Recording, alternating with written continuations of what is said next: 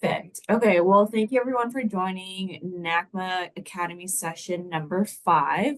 My name is Lala, and then also we have here with NACMA Academy is Stacy. Um, we are joined by two guests today. And Stacy and I will ask questions regarding next steps within your college career and all that type of stuff. But of course, if you guys have any questions, please feel free to use the emojicon to raise your hand or just interfere. Totally cool with us. But regardless, we will be hosting questions after the fact. But whatever you see fit. Okay, Tori, I'll have you introduce yourself first, and then we'll move on to Brett. Hey everyone, I'm Tori Thurston. I am the Director of Marketing at Virginia Tech. I have been at Virginia Tech for 6 years now, full time.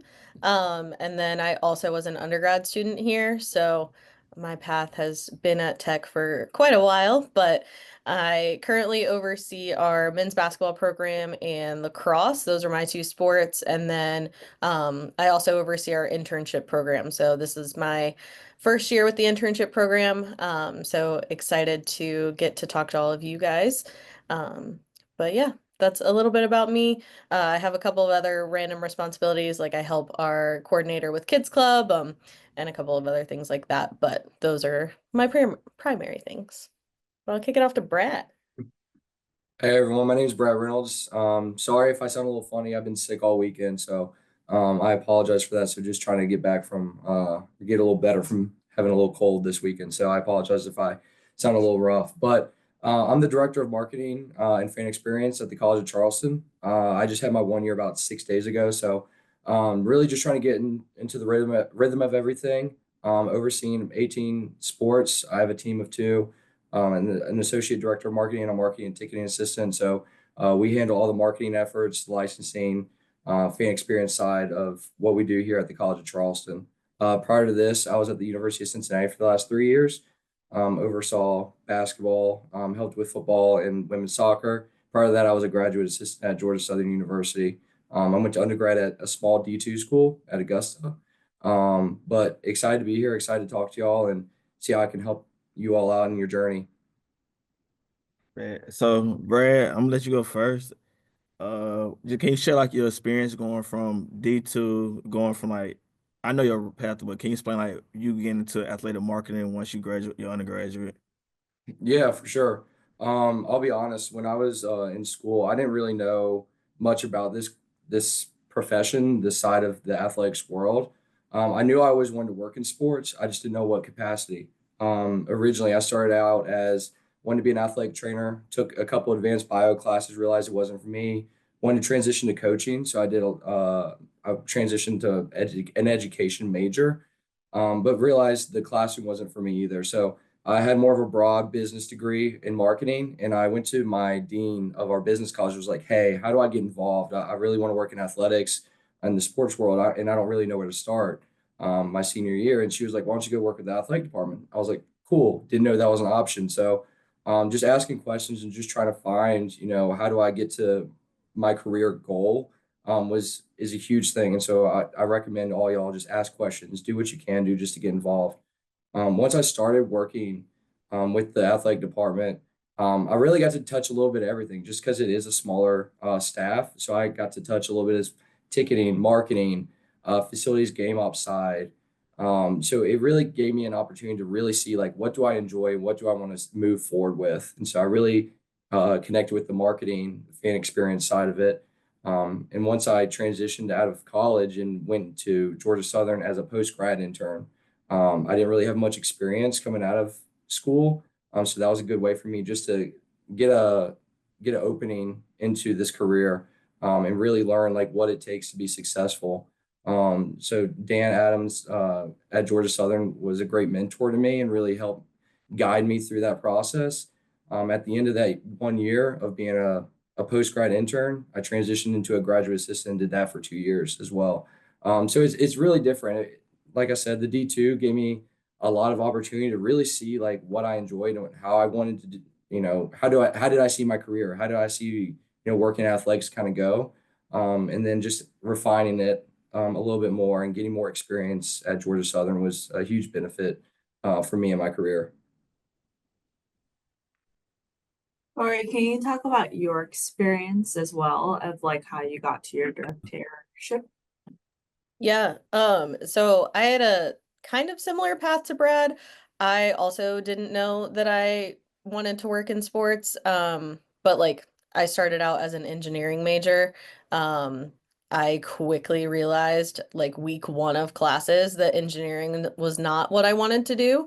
I just vividly remember sitting in one of those classes and I had a friend from high school that was next to me, and we were just told to do like this get to know you type assignment, but it was engineering based. And I looked at him and I was like, hey, do you know what we're supposed to do? And he was like, yeah. And then started to explain it. I was like, okay, well, clearly this is not for me because I have zero idea how to even start this project. So I talked to one of my other friends from high school. She was a sophomore at the time, and we were just talking about life, and she brought up the fact that sports marketing was a career choice, and I had no idea. So I reached out to someone in the athletic department. We hire our interns in the spring for the upcoming year, so I had missed the window on that year, my sophomore year. Was able to get like on a waiting list for the email, applied my sophomore year going into junior year. I became an events intern my junior year of college, and then I was able to transition into like a office intern role my senior year. During that time, I had a really good mentor of mine who then I actually got to work with when I came back to Virginia Tech. So Bob Gavigan, he's at Vanderbilt now, kind of took me under his wing, and he really kind of came up to me one day during our Hokie Village and he was like, hey, why do you want to do this? And I told him, and he was like, okay, cool. And then he just started giving me projects to work on. So I really valued that relationship and like what he taught me.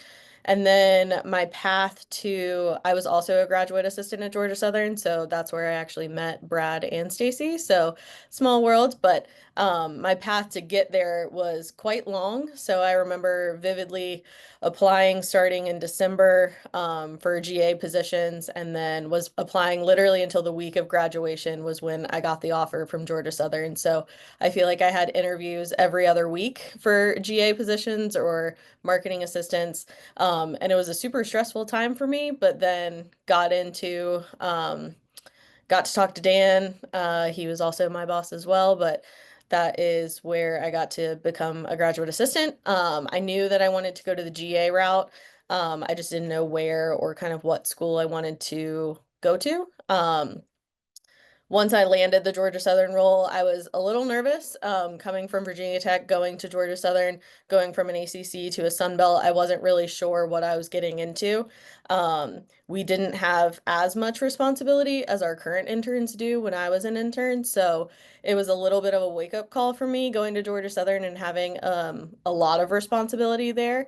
So I got to participate in a lot of different sports, and working in that program like really opened my eyes to a lot. So I 1,000% like my time at Georgia Southern was so valuable to me. And I really, really think that being able to have so much exposure, like Brad said, to so many different things at a young stage in your career is so valuable, because it kind of A, lets you know what you're really interested in and what you want to do, but B, it allows you to have more confidence going into that room when you get a little bit older. So went to Georgia Southern, went there for 2 years, and then I got a call from one of my bosses when I was an intern. She was like, hey, we have this marketing assistant position that's probably going to get open. Are you interested? I said yes, went through the interview process, got to come back. Didn't really expect to go back in a not full-time role. So that was a little bit of like a humbling moment for me of, hey, what do I want to do? Do I want to go into a non-full-time role and be with a place that I love with people that I love? Or do I want to try and risk it and find a full-time role somewhere? Ultimately, I decided to roll the dice and I decided to come back here. And 6 years later, I'm still here. So it clearly worked out for me to take that gamble, but it was definitely something that I really had to consider. So that's kind of where I ended up. You guys both mentioned about being graduate assistants at Georgia Southern. Could you guys just like general for the group explain the difference between a graduate assistantship and then the different and a marketing assistantship and like how the different positions have different opportunities coming out of college, like say if someone's weighing a grad assistantship against a marketing assistantship, like what are the pros and cons for both? Tori, would you like to start or you want me to start? Um, I can start since I went straight into GA and then went marketing assistant. So I did both paths. Um, so the reason I chose graduate assistant was A, when you're a GA, you're doing school while you're working. So that's the biggest difference, I think, is you're doing school. Most of the time you are getting your grad school paid for when you're a GA. And I found that super valuable. I wanted to get out of my master's program as debt free as I could. So that was important to me. I chose that route also because I know this about myself, and I know that if I would have had a pause from doing school, I would not want to go back to school. So that's also why I chose to go straight into the GA route.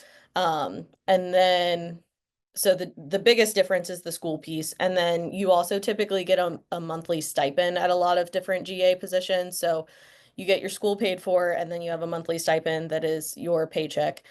Sometimes they do it bi-weekly, like a normal paycheck. Sometimes it's a monthly stipend. Sometimes it's a semesterly stipend. Just kind of depends on where it is and what that school does. But Georgia Southern did a monthly stipend. I'm assuming they still do that, but I'm not sure. And so it definitely teaches you a lot about financial planning as well because you're planning your your entire month of expenses off of one stipend. So I think that for me, that's ultimately why I chose to go that route. But then after grad school, I ended up going the marketing assistant route. My marketing assistant route was salaried, it was just non-benefited. So you were full time in the sense of like you were getting a consistent paycheck and you had a salary that you could go off of. Sometimes they're like 1,500 hour type positions where you're getting paid hourly. Sometimes they're salary, sometimes they're um, a little bit different like that. So it just kind of depends on your institution. I know here it's changed a little bit. So ours is now an hourly thing for a marketing assistant. We call them a coordinator now. But at the end of the day, it's the same thing. But you're essentially working full time. You're learning to oversee sports by yourself. You don't typically have an oversight on, say, a soccer or a volleyball, stuff like that. You're mainly the one running it. And that was my experience in a GA versus a marketing assistant. It was the same thing. But ultimately, I just think it comes down to, do you want to go to grad school? Do you want a master's? And how important is that to you? Yeah, and I'll follow that up. For me, my path was a little bit different than Tori's. I started out as the marketing assistant. One, because I didn't really have the experience coming out of school, to really get that opportunity as a graduate assistant or even a full-time role. So that kind of gave me an opportunity just to grow my experience, and really learn what the industry is and how to be successful in it. So mine during that time was just an hourly set pay structure with a set amount of hours. I believe is 1,500 hours for the whole year. So I had to really be cognizant of how much time I worked and how many events I worked. During that time, I oversaw softball, women's soccer, and then helped with football on field, basketball on court. So it really gave me an opportunity to really expand on all and work in all sports and really understand how the industry runs. For me, at the end of that time, I understood that this is the career I wanted, and if I wanted to take it serious, I felt like I needed to get that master's degree. And so I was blessed with the opportunity from Dan at the time to give me that opportunity, to be at Georgia Southern, to really continue to learn and to continue to grow. And I felt like it was very valuable for me personally. I was someone that was not very good at school, if I'm being 100% honest, but getting that opportunity and taking this career so seriously for me, it actually motivated me to do really well in school and really be on top of my organization and help build on my organizational skills, help work on my time management because it was something that I wanted to do and wanted to move forward with. So, going to grad school was really important for me because I knew this is the career I wanted and I wanted to continue to grow and continue to learn. more for the experience portion of it. The education side is also very nice. It's a cherry on top, but the experience side for me was really important. So I will say, like, if you don't feel like school is for you, it's not, I don't think it really hurts you to not get that master's degree in a sense. I think just finding opportunities to grow and get that experience is what's really important. The degree is just an extra like cherry on top. It looks good. It's nice to have. The school pays for it for the most part. So I think it's just a nice option and opportunity to have and grasp if that's something you're willing to do. Go back to school.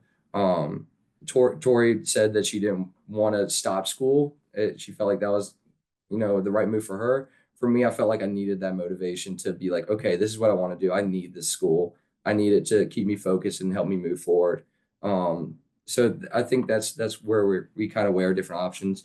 Like I said, with the marketing assistantship or marketing like assistant positions, I think they're super valuable. I know the one here, our team oversees women's soccer, our kids club, women's basketball, and softball. So they're getting a variety of sports, a variety of different opportunities and experiences to really grow in that role. So again, I think with these roles, the important part is the experience piece. If you feel like you can, manage school and, learn time management, learn financial management, on top of that, I think that that's a good option as well. It looks good to have a master's degree. I'm not going to lie, it really does. So, but I don't think it definitely hurts you to go one way or another if you feel like school isn't the route for you. But I think it is a nice option. For me, when I was a graduate assistant, it was tough financially. I will say I had a night job as well. So working in the office 9 to 5 and then going to work and cooking pizzas from 6 to 11 during the weeknights when I didn't have, events at night. So it really taught me just a different level of work ethic and, passion for this career. And so, like I said, I think it really pushed me personally. But yeah, I think either way, you're making the right decision just by gaining experience and growing in your field, and it looks good to see like, okay, this person has been with this program for 2 years. They've got a lot of great experiences running soccer, and so we feel like they can really hone in on their experiences as they move on to that next level. Good job, bro. Anybody want to unmute themselves? You got any question you want to ask Tori or Brad? I will say me and Tori started together and joined together. I was the market assistant. To be funny, I'm my story just like this. Even though I wanted to do marketing, I think it was all right, coach. My bad, baseball coach felt bad. So dang, he threw me off. So when I graduated, Dan, who's still my boss today, he was like, "Hey, we hired somebody for the GA spot, but you be a market assistant." And I was like, who you hired?" And he was like, "Girl, Virginia Tech." I can't tell her no. And I was like, "Oh, but I could do a market assistant." And I ran out. I remember he told me he had like 1,500 hours, as what Brad talked about. I think I ran out of hours like in February or March, and I had to grow quickly. But I was blessed to work at Texas A&M, so I was done traditional school route. I told myself I was gonna go back to school, but never went back because I've been blessed to just keep getting like another market assistant, and now I just been here for 3 years. We're going on 3 years total. But any intern or any undergraduate have any question for Brad or Tori they want to ask?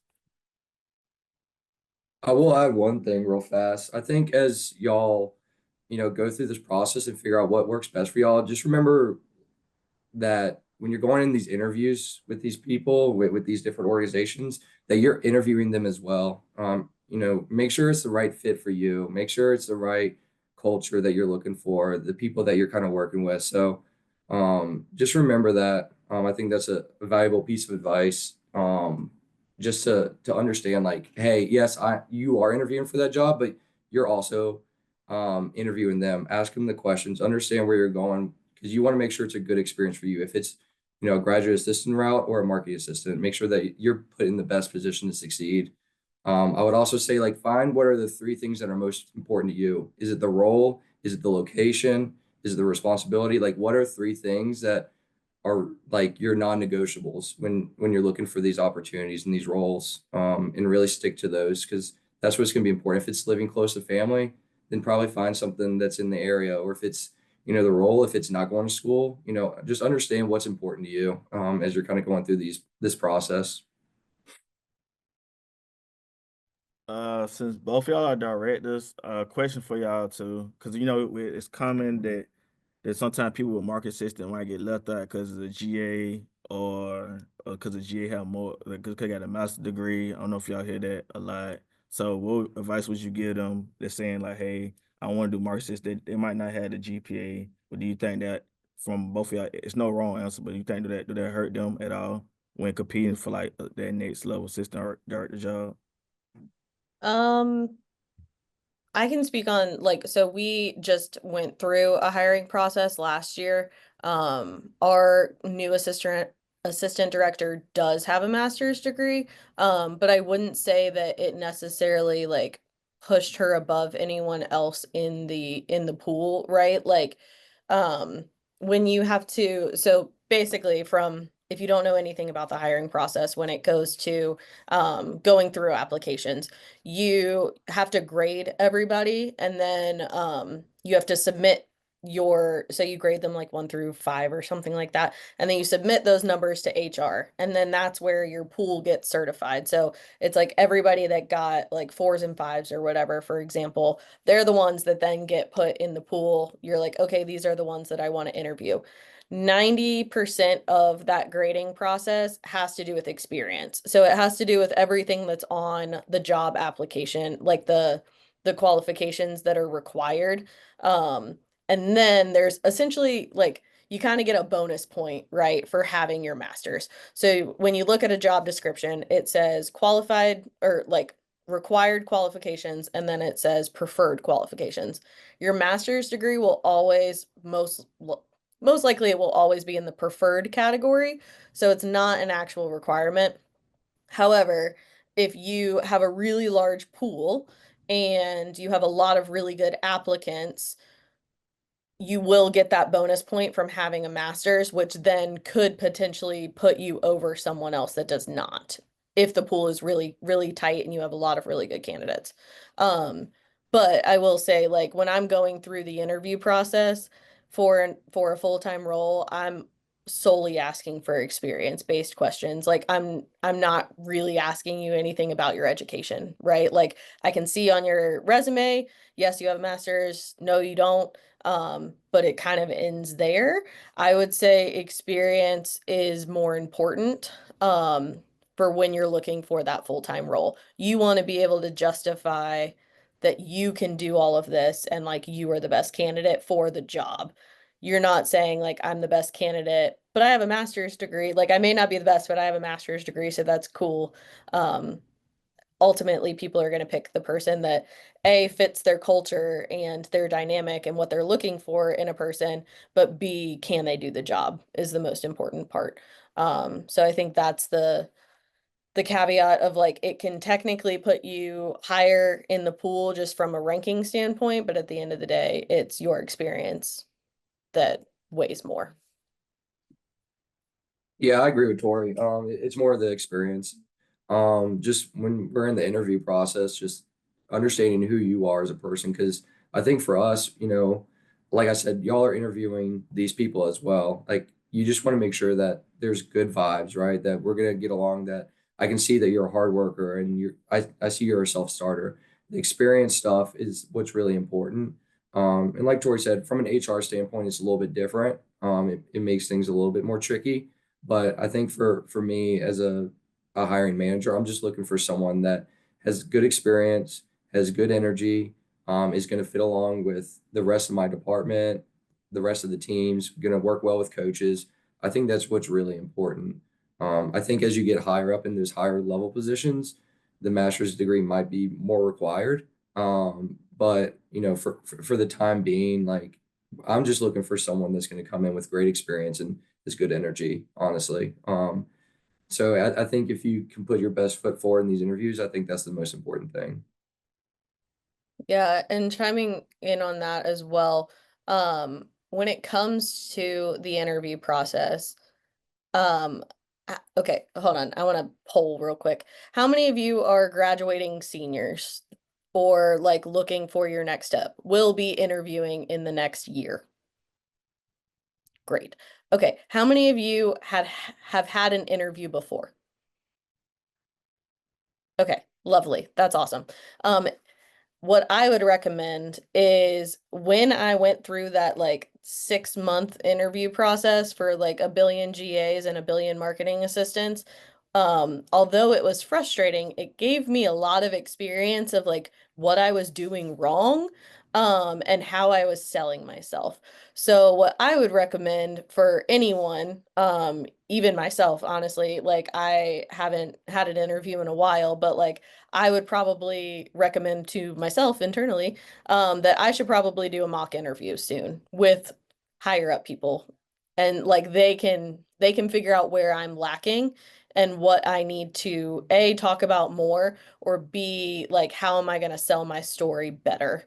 I think that being able to do a interview is super, super important, because candidly, when I started interviewing, I was the most long-winded interviewee ever. I would take 5 minutes to answer one question, and as someone that has to sit through a lot of interviews now, like that is the most annoying thing because you're just like, okay, let's get to the point.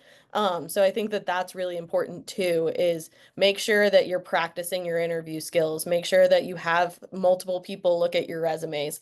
Everybody's opinion is different and everybody looks for different things when it comes to a resume or a cover letter. So having different opinions on it, I think is also really valuable because what I'm looking for is different than what Brad's looking for is different than what Stacy's looking for. Um, so having all of different opinions, you don't have to take everybody's opinion, right? But being able to hear different perspectives is also really important because then it teaches you, A, what can you do better, but also like how other people will ask different questions differently. Dude, now the floor is open to all the students. Do y'all have any questions for Brad or Tor? You can unmute yourself. Yeah, I think, do you have any recommendations for like certain job boards to look for marketing assistants or grad assistants? I know I've been looking at Teamwork, and then I know NACMA has their own like kind of job board, but I was just curious if you had any advice. Yeah. NCAA Market is a really good resource. Yep. NCAA Market has a lot of those collegiate positions. Teamwork is more professional based. Mhm. Higher ed is another option, but that mixes in a lot of like campus positions as well. But you'll be able to find some of the athletic ones as well. Tori, can you think of any other ones? Yeah, if you guys are not already subscribed to the D1 ticker emails, I would recommend subscribing to those. It's free and it gives you I will say it will flood your inbox, so just be prepared that you'll get multiple emails a day. However, one of those emails that you will get is just jobs. So it lists a lot of different job opportunities, not only in marketing, but like in coaching and ticketing and compliance, like all of the different bubbles, are all in there. So I think that is where I have found a lot of jobs. And that's where I will look for jobs to send to my interns if I'm seeing something cool. I also think that there is a website and I will think of it and I will let you know what it is, but it is not coming to my brain right now. But I will remember it and I will let you know. There's Alabama. another one called Collegiate Sports Connect as well. That's the one that I was That's the thinking of. one. Thank you so Yeah, much. So, yeah. that's essentially like a LinkedIn sort of vibe. And it also has a lot of job postings and it will tell you when people get hired in new jobs. So that's kind of cool too. I would say, Alexander, you could just go on LinkedIn for like GA spots. Usually the person, I don't know what school you at, but you could just ask your assistant director or director. Like they probably know like most GAs get posted on LinkedIn. I know at Georgia Southern and most schools I've seen recently. Just go on LinkedIn and you'll see somebody posting about a GA job. Another weird one, Thank you. Twitter. Twitter X is Yeah. people post on there all the time with jobs. So if you're just following probably your supervisors in some capacity, they'll probably like retweet someone that has a job opening. So All right, thank you. Answering Taylor's question in the chat, uh, I personally don't really think anything of MBA versus MED. Like a master's is a master's, honestly. Like I personally did my undergrad in marketing management and then I did my master's in sport management. So I had something that was a little more specific to what I wanted to do. But I always encourage, and this is just me, I encourage any of our interns that if they when I was at Southern, we had a sport management degree, obviously for undergrad. So I encouraged everybody to, if they wanted to pursue a master's, to do something not sport management so that they had range. And a lot of that had to do with like maybe one day you don't want to work in sports, and so this way you have a degree that you can rely on that's not sports specific. But also I think that it helps you, for me, I got a lot of a different perspective of like when I was in sport management, it was very niche and a lot of people had similar opinions about things. Whereas when I did the more broad marketing, like I got a lot of sales experience. I got a lot of experience on just like traditional marketing methods for companies. Um, so for me, that was where like I encourage people of like do two different things. So then you get two different perspectives and it makes you like just yourself. You can have a broader range of ideas. Anyone else? Anyone else? I'm gonna pick on Ryan because I know Ryan got a question. So Ryan, you can unmute yourself. That's my student worker. So Yeah, I guess more of a question for Brad. As I'm starting to do a lot of more of these interviews, I want to see what your thoughts on moving from D1 to D2 actually is. Yeah, I mean, I think experience is experience. You know, being D1, it's obviously nice. You know, you get a lot of the TV deals, and you see that's what you see on TV, and you see more online. But I think when you get down to those D2 levels, you're doing a lot more. Your hands are touching a lot more different items. Like I said, when I was at Augusta and I was just an intern at the time, but I was helping out with our communications. I was doing SID work for baseball, and then I would do the marketing stuff for softball, and then I would do ticketing for basketball if I needed to, or I would be running music at basketball at Augusta. So it just gave me the opportunity to touch a little bit of everything. And so I think it just makes you versatile, right? So if it's, you know, if you come to an end where you're like, hey, maybe I don't really like marketing, it gives you an opportunity where you have like a better understanding of like ticketing or just the comm side and just understanding what goes into it and how can you communicate with others, or maybe this is the career that fits me a little bit better. And just going back to that point of just like understanding what goes on in everyone else's role. I think as you move up and become that head of external or overseeing a couple different departments, you understand the work and time that goes into what the ticketing team is doing, what the communications SID team is doing, our social media team. So it gives you a better understanding of how can I work with these people and understand what their workload's like, but also work with like what I'm trying to do and how do we make it come together. Just understanding how they operate, and understand the industry a little bit better. So I think that the D2 level is exciting because, like I said, you get to touch so many different things. There's, not as big a staff. So you have a better understanding of what's going on, who's doing what, and it gives you a little bit more broader sense of like what's going on.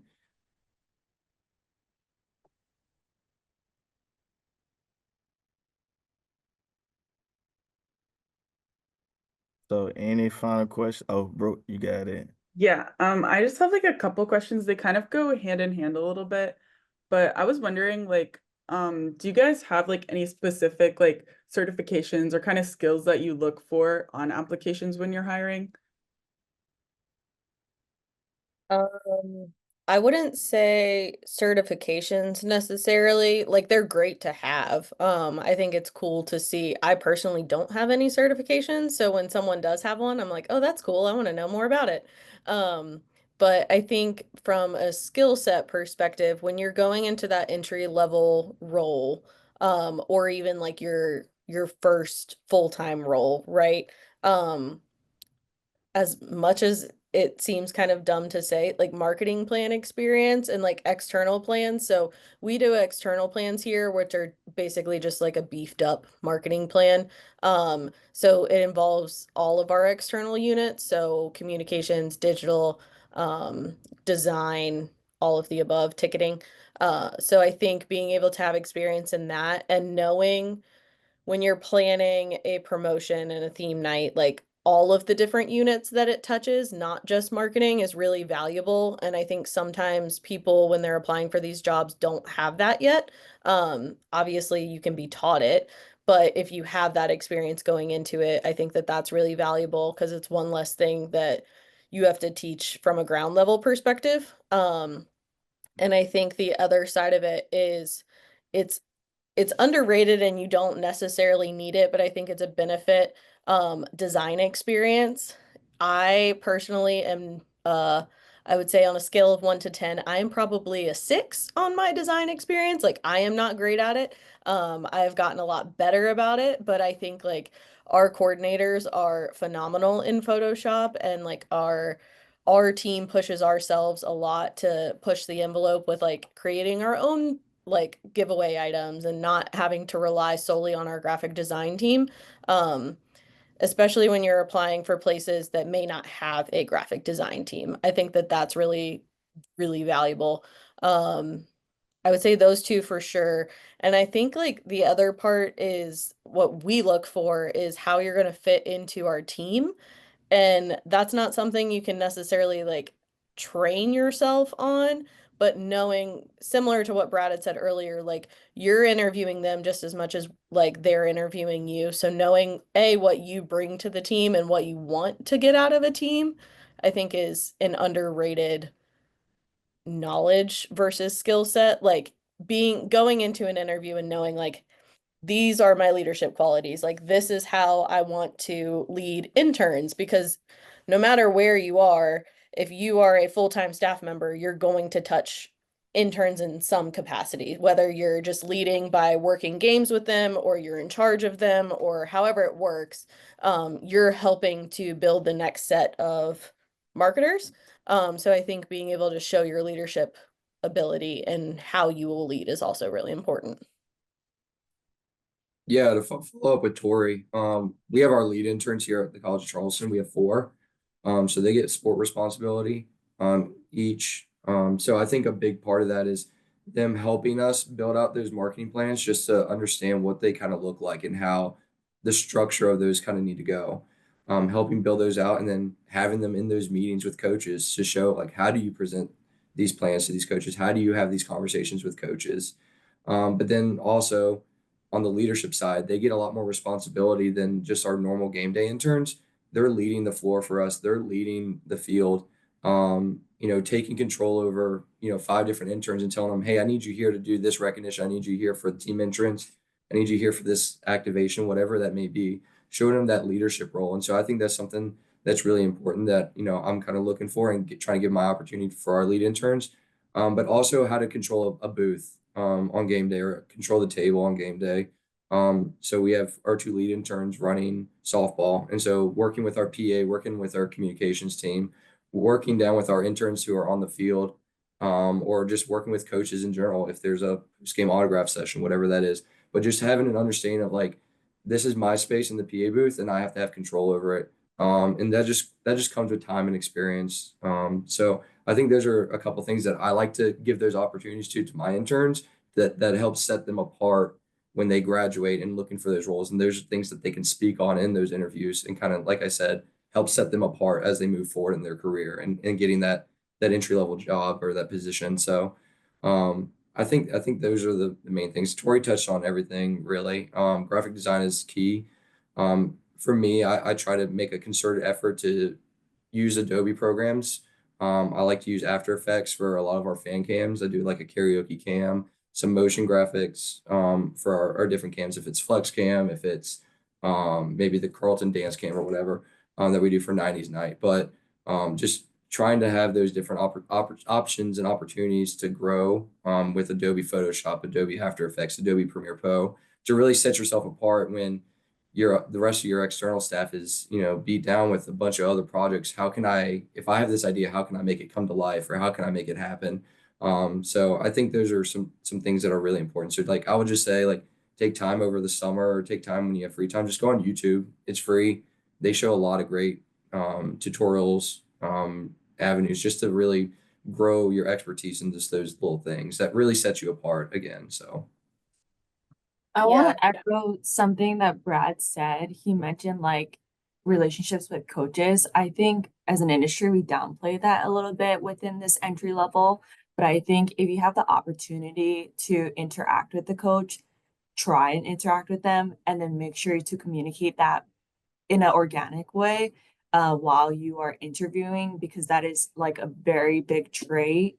I know personally that I look for in like the next step after an internship, because talking to a coach can be quite daunting. So if you have like that competitive advantage of like, oh, as an intern, I already spoke to this many coaches and this is when I experienced this type of hardship. It is something that we don't talk about often, but it's something that we analyze as hiring people. If you have that interaction with coaches quite often. So if you have the opportunity to talk with the assistant coach, even like, please take that opportunity so that way it can just be part of like your spiel when you're selling yourself for an next step type of position. Yeah, and even if it's not a coach, like a director of ops is, I mean, I honestly work with my director of ops more than I interact with my coaches, so that's another step too. Sometimes director of ops are a little bit easier to get to talk to on a normal basis, so I definitely agree. That's a big thing. I have a quick question. I'm a junior from University of Maryland. I would say, I guess, Tori, you were mentioning this. Can you talk a little bit about like balancing all of the interviews at one time? You said like it was a 6 month time period, but how did you handle like maybe some rejections or some offers and kind of keeping like a wide eye and not like tunnel vision yourself? Yeah, for sure. Rejection's hard. So let's just all acknowledge that rejection is not fun. But I think the way that I had to keep viewing it and view it now, right? Like we will all get rejected multiple times throughout our path. So I think it's figuring out like, A, was I rejected because it just wasn't a right fit? Was I rejected because I was missing a certain skill set? And I think that that is an underrated thing of reaching out to the people on your hiring committee and figuring out like, hey, is there something that I could have done better? Or like, is there something that I didn't have that you were looking for in this position? A lot of times people will give you some sort of an answer. And so I think that that's an eye-opening thing. A lot of people don't want to reach out after a rejection and find out those things because it stings a little bit more sometimes when like it's just like, oh, it just wasn't the right fit, or like it was great, we just decided to go with someone a little bit better, because there's no exact answer of why you didn't get the job. But I think managing it, I had a notebook that I had, which I probably would just use like a Google Sheet or something like this nowadays, but at the time I had a notebook, and I would write down everything, and that's how I separated it a little bit. And I always went to that notebook before my interview. So I would take 30 minutes before my interview actually happened. I had a routine. It was crazy. I went into my room and I would watch an episode of Friends, because it made me like be able to chill for a second and laugh. And I felt like I got really, really nervous before interviews, especially when I was in undergrad. So that helped like kind of calm my nerves a little bit. And then I would make sure I had my water and I like had my setup right. Um, and so that was kind of my like routine of how I got into the right mindset. And then after the episode of Friends, I would then look at that notebook and like go over my notes and make sure that I knew like little things about each person. If I knew who was on my interview, I would make sure that I had a question for each person that was on my interview. And then I had a list of like other questions prepared in case random people were on the interview that I didn't know about. But rejection was hard, and I think it was just like mentally preparing like, okay, I didn't get this one, it wasn't the right fit for me. Great, let's move on to the next one, figure out where I want to go. Some hurt more than others, right? Like some I really thought that I vibed with those people and I didn't get the job and I kept going. And I think the other thing was at the time I was applying to literally any job that was posted. So some of them I would apply to and I didn't really want the job, and it probably showed in my interview. So I think that's the other piece is like apply for the jobs you really want. Like, yes, you can apply for a job that like maybe is kind of interest to you, but I think applying for jobs that you know you would actually take, pending like you vibe with the people and like you think that like the culture is good there and stuff like that when you're on the interview. But apply for jobs that you would actually take, and then reach out for feedback. And then if none of that is working for you, I had a lot of really like intense conversations with my supervisors. So I was just like, I don't know what to do. Help me out. And so they actually would reach out to some of the people for some of the jobs that I wasn't getting and be like, hey, why did she not get this? Like, what can we do to help her? And I know like I would do that for my interns as well. I would reach out to people in the industry and be like, hey, what can we do to make this candidate better? So that's always an option too. I would just like to add one thing, and I think before you get into these interviews, use your supervisors as a resource. They want to help you. They want to see you succeed. Like today, I had one of my interns come in, and we literally went through like a whole mock interview, what questions they could ask, how I would probably answer them that fits what there is on their resume, and just make sure that they're putting their best foot forward. So use your supervisors as a resource if it's resume building, interview, whatever it is, go talk to them before you actually get started in this process. If it's in the resume, once you get that interview, set up a scheduled meeting with your supervisor and be like, hey, this is who I'm meeting with. What are some things I should be expecting? What are some questions I should probably ask? Because y'all are all learning and we've already been through it. We want to help y'all. We want to help see you succeed and get to where you want to be. So Thank you. I kind of, sorry, I just had another question that kind of built off like what you guys were talking about. So I kind of noticed like just looking over like job postings and stuff like that, a lot of them say that it's like recent grads like up to 6 months or whatever. So like what happens when you reach the 6 month mark and like you just don't have a job? Like what do you do at that point? You still apply. Okay. That's what And I would say. I would say still apply. Because I personally have never seen that it's like up to 6 months of recent grad. I find that super fascinating. But I think like I know people that haven't gotten a job out like right after graduation or 6 months after, and they've just done internships again. Like a lot of them are like pro sport internships because it's easier to get those. A lot of people will do baseball stuff because it happens at the end of that period, like the end of the summer. But yeah, I would say still put your hat in the ring if it's something that you really want. Yeah. Same for like minimums of like minimum 2 years. Hmm. The way you quantify minimum 2 years may be different from a company, but if you can justify why your minimum 2 years fits that company, you can definitely make it work. So like don't let that minimum requirement also defer you from applying. Yeah, and I would also say sometimes if you're applying for a job that you're technically qualified for on paper, it may not even be the job for you because you're already doing all of those things if you're qualified for it. Like if everything on there you're hitting the mark, then that's probably not like you should strive for more, right? Like and I think too like Lala was saying, like that also goes with managerial experience or with other types of sports, because at the end of the day calling a game is very similar for all sports, right? So if you are very experienced in calling a soccer game or calling volleyball, you can probably figure out a way to justify that you can call a baseball or a softball game because they're a little bit more complicated, they have a little bit more to a show, but like you have that base knowledge. And as long as you can talk about why you are a good fit, I think a lot of people will be like, okay. I had okay, a question. So when reviewing like applicants with different like experiences, do you guys prioritize more of a range of experiences with like different teams or organizations, or is it more about like depth and longevity within like a single internship organization? That's a good question. It is a good question. I would probably say more, man. Ella, by the way, it's no wrong answer what they give you. This Yeah. is personal answers. That's why they don't want to give you like the wrong thing, by the way.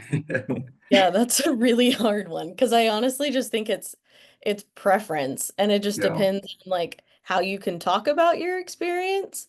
Because obviously if you have the longevity piece, that's where I think like the coaches, like the interacting with coaches and developing relationships with a staff, like that's really valuable that you don't necessarily get from having like little stints on multiple sports. So I really think it just depends on how you justify your experience and like why it was so important. If you have little stints on little sports, yes, it's great because you have a base knowledge of a lot of different things. Um, but yeah, I would say if you have longevity, proving that you've like grown throughout your time with that sport, I think is the most important piece of that. Whereas like if you're working on soccer for 2 years and you show no growth with the soccer program over 2 years, I would say that looks worse than having like 6 months with soccer, 6 months with volleyball, 6 months with baseball, because then at least you have more knowledge. But yeah, I would say if you have that longevity piece, prove that you've grown within that sport, you've tried to make changes, you've pushed the envelope. Yeah, that's a hard one. Yeah, I think I would agree. Like if you're with soccer, say interning for 2 years, and you're still in a similar role doing the same, I think like just running the field, I think I would be a little bit concerned. Like why isn't this person asking to shadow up in the booth or try to run music or try to run video board or why haven't they expanded their role a little bit? Because I think the best people that I kind of look for are self-starters, someone that's going to ask, hey, can I do this? Hey, can I do that? How can I help grow in this sport? Or how can I take a bigger role? Or can I help with build out the marketing plan? Can I sit in on these meetings with coaches and hear what those are kind of like?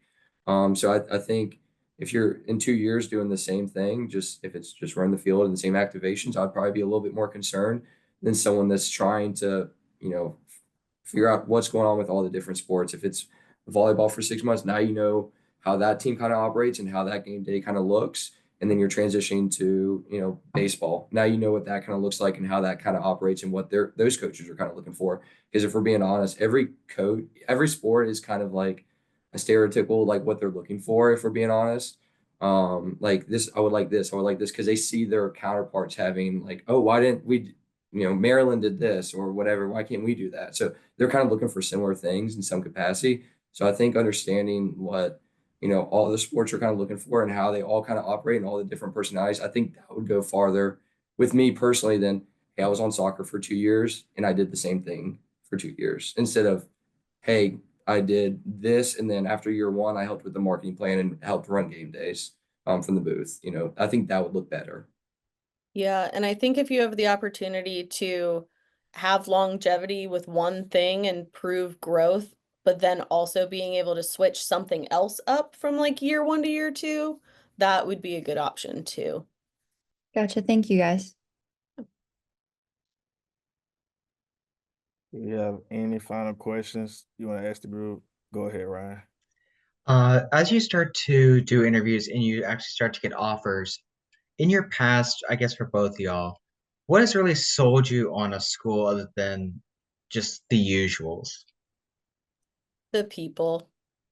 I am 1,000%, and I will say it till I'm blue in the face. The people make the job. You do not want to work for people that you don't vibe with. You don't want to work for people or with people for that matter that you don't mesh with. Um, that was the hardest part about, I think, like the GA role in the interview process was like most of them don't have an in-person component to it. So you're really trusting your gut based on a phone call or a Zoom call. So I think being able to kind of figure that out is really important. Um, that's always like my biggest thing. I mean, I've been here for 6 years and I have not left because of the people. And the only, like, if I've ever applied for another job, it's because I know that there is a really good staff there. And like, I want to work for and with those people. Because at the end of the day, like, you're doing a very similar job at each school, right? Like it depends on A, if I get an opportunity to do women's basketball here or I have an opportunity to do baseball and like that's important of like yes, I really want to do one or the other. And you're going to strive for those things, but I think the people are really what like make or break your time at a place. Like no matter how much like I could have gotten frustrated at Georgia Southern with like some of the long hours or the long baseball games that I worked, like I have these people in my corner now and I love these people dearly. And so I think that that is really, really important is the people that you are working for and with. And I will preach that till I am blue in the face because I find that so important. Yeah, I think I mentioned it earlier. What are your three things that are most important to you? I think that's what you're looking for. If it is location, if it is the culture, if it is like how are they going to help me grow professionally? Find what those things are for you, and that will kind of really help you decide. I agree with Tori. People are like super important. Just like because you're going to be working with these people and spending time with these people more than your own family half the time. So you have to be able to like be able to work with them, be around them on long-term basis. I remember going to a job out of my graduate assistantship, or not going to a job, going to an on-campus interview. I did it and I didn't really like it. I called Tori actually, and I was like, hey, like I did not enjoy that. I can't go there, you know? So just because I just got weird vibes. It wasn't necessarily like one thing or another that they did, but it was just the weird vibes. And I just didn't feel like I could actually go there. And so I talked to Tori about it during that time. And I think a week later, Cincinnati actually called and offered me and accepted that. So I think don't rush into accepting jobs. Just because there's a job does not mean you need to accept it. Make sure it fits you. Make sure the three things that are most important to you are crossed off or checked. And then I would kind of move forward from there. So for me, it's professional development, the culture slash people, and location. So those are the things that when I'm looking for a job that makes sense for me, that will be the determining factor if I accept or not. So I would also add, when you're looking at places, seeing the growth that people have in that department is also very underrated sometimes. So if you have a lot of people that have only been there like 1 year, or you have someone that's been there for like 4 or 5 years and has never gotten promoted, to me, that's a red flag because I'm like, that shows that people don't promote within and they don't strive for opportunities where people can grow and learn more. Um, so I think like taking that into consideration too is like, is there growth within that department, or do you know that you have to leave after X amount of time in order to like get the next step? Um, I think some schools you can see where like they're just constantly rehiring people and you're like, well, why are they constantly rehiring people? Figuring out that part of it too. Sorry, one last thing. I know you didn't ask for my opinion, but I'm gonna give it too. Um, I used to always toil when I was coming out of college, graduating college. I used to always say, um, am I choosing the job or am I choosing the boss? And coming out of college, I was really in the mentality of like, I'm choosing the job. Not that I was desperate for a job, but like I always saw that as the next step. So I was always choosing the job. After like maybe a year or 2 years within the industry, that's when I became greedy of like, I'm now choosing the boss. Where Tori and Brad are saying, like, it is strictly the people.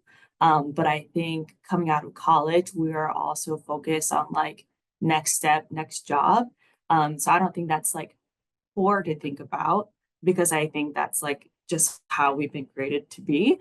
But I think you should evolve into hopefully choosing the boss and choosing the people that you want to work for and why you chose that job. Right, even though you know me and Dan, but as Tori said, me and Tori started together. As you know, I'm a playful person, so me just know I gotta have a playful boss, somebody I know that can always reciprocate of what I do. I don't think I can work with like somebody serious 24/7. Like I know when it's time to get serious, but if we come into the office every day and we serious, I just know for me personally it ain't gonna work. Like if I come in and you always not like you never smile, like that's like the first thing. If you never smiling every day, I'd be like, yeah, can't do this too much longer. So as we all have the same approach of being a people's person. And do we have any final questions before we get off that anybody want to ask?